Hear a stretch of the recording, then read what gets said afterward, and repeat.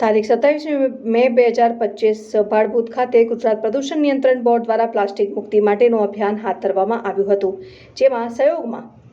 માછીમાર સમાજ ભરૂચ, વન વિભાગ, દહેજ, હિન્દાલ્કો, HRF, નવીન ફ્લોરો, જેમાં તમામ લોકોએ ભેગા મળીને નદી કાંઠાની સિંગલ યુઝ પ્લાસ્ટિકનો કચરો સાફ કરીને નિકાલ કર્યો હતો તથા 150 જેટલા વૃક્ષો નગરજનો સાથે વાવ્યા હતા અને 100 જેટલા તુલસીના રોપા નગરજનોને આપવામાં આવ્યા હતા। આ ઉજવણીના ભાગ હેઠળ ગુજરાત પ્રદૂષણ નિયંત્રણ બોર્ડ તરફથી ટોપી, કાપડની બેગ, તુલસીના છોડ આપીને ઉજવણી કરવામાં આવી। આ ઉજવણીમાં ભડભૂતના નાગરિકોએ ઉત્સાહપૂર્વક ભાગ લીધો અને તદુપરાંત ગુજરાત પ્રદૂષણ નિયંત્રણ બોર્ડ દ્વારા બોલાવવામાં આવેલ શપથને દોહરાવીને એનો સંપૂર્ણપણે અમલ કરવા માટેની લોકોએ પ્રતિજ્ઞા લીધી। આ કાર્યક્રમમાં ગુજરાત પ્રદૂષણ નિયંત્રણ બોર્ડના રિજનલ ઓફિસર શ્રી KN વાઘવંશી સાહેબ દ્વારા પ્લાસ્ટિક મુક્ત ભારત માટેની સૌને જાગૃત કરાવ્યા અને પ્લાસ્ટિકનો નિકાલ કેવી રીતે કરી શકાય તે વિશે લોકોમાં જાગૃતિ ફેલાવી। વિશ્વ પર્યાવરણ દિવસ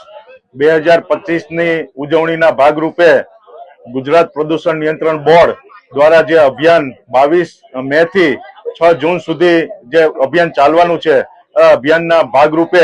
આજે આપણે આ ભાડભૂત ગામમાં કે જે દરિયા નદી કિનારે આવેલું છે એમાં આપણે આજે CRZ એરિયા લાગુ પડે છે, તો આજના દિવસે અમે CRZ એરિયામાં નદી કિનારે આ ભાડભૂત નદી કિનારે એક પ્લાસ્ટિક સફાઈનો કાર્યક્રમ રાખેલો છે। આજના કાર્યક્રમમાં આપ સૌ ગામજનો ખૂબ બહોળી સંખ્યામાં હાજર રહી અને અમને જે સપોર્ટ આપ્યો છે અને પ્લાસ્ટિક પ્રદૂષણ અંત લાવવા તરફ જે આપણે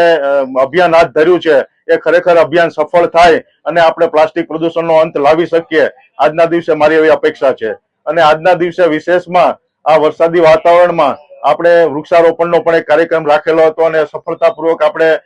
150 જેટલા વૃક્ષોનું વાવેતર થયું છે, એ પણ ખૂબ આનંદની વાત છે। અને આપણે આ જે અભિયાન છે અહીંયા પૂરું નહીં કરી અને આપણા રોજિંદા જીવનમાં પ્લાસ્ટિકનો કેવી રીતે ઉપયોગ ઘટાડી શકીએ અને એના અલ્ટરનેટિવનો ઉપયોગ કરીએ અને પ્લાસ્ટિકનું પ્રદૂષણ આપણે જરૂર ઘટાડી શકીશું એવી મને આજના દિવસે આશા છે। Thank you.